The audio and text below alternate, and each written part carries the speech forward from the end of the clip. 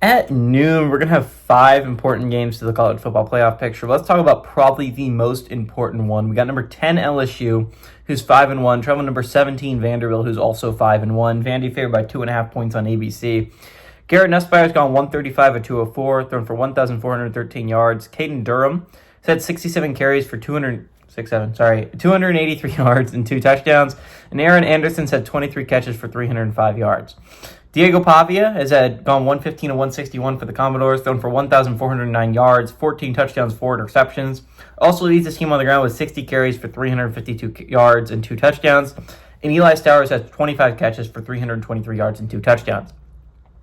LSU is 25-7 against Vandy all time. Last 10 games gone to LSU from 1991 to 2024. Last time Vandy was able to win at home against LSU was in 1990. Brian Kelly is 1-0 against the Commodores during his tenure as the LSU head coach, and Clark Leah is 0-1 against the Tigers in his tenure as the Vanderbilt head coach. Again, very important game we're talking about for both teams. LSU still has games against A&M and road trips to Bama and Oklahoma still on the schedule. You do not want to put yourself in a position, if you're LSU, where you got to go 3-0 in the games I just listed. You would like to only have to go 2-1, and that's asking a lot as well. Vanderbilt, on the other hand, much more doable schedule. Still don't want to take a loss here if you're Vandy. You still got a home game against Missouri, and you still have a road trip against Tennessee. Those are tough games. You would like to save your one loss for that road trip to Tennessee, because that means you're already in a position where you can make the college football playoffs, and it's at the end of the year, right? You do not want to make that road trip to Tennessee a must-win game if you're Vandy. So again, big game for both teams. Both teams cannot take a loss. It's a lot like Michigan-USC last week, where it's like whoever takes the loss here is putting themselves in a detrimental spot to try to go to that college football playoffs. Again, you can make it as 10-2. Like, this is very realistic that 10-2 SEC and Big Ten teams make the college football playoffs. But man, if you take your loss here, you have to win out, and that means going 5-0 during a very difficult stretch of a college football season.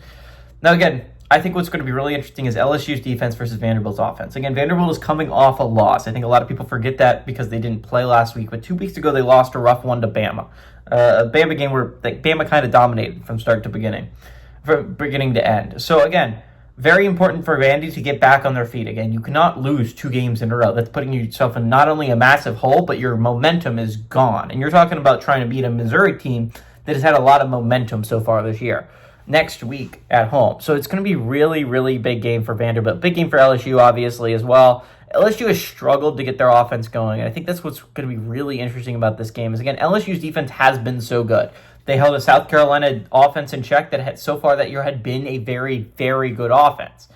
Vanderbilt has had a very good offense, but they got kind of shut down a little bit 2 weeks ago against Bama. Now, Vandy has had a bye to prepare for this game. They're coming off a loss. I think Vandy's going to come out very hungry. I think their offense is going to be kicking, and I like that Vandy's favored in this game. I understand LSU has won the past 10. I think it's a very, very big game for Vanderbilt, and I think they put themselves in a decent spot heading into the last stretch of the college football season to try and make that college football playoff push. I think Vandy gets the win here. I like them to win. I like them to cover that 2.5 point spread.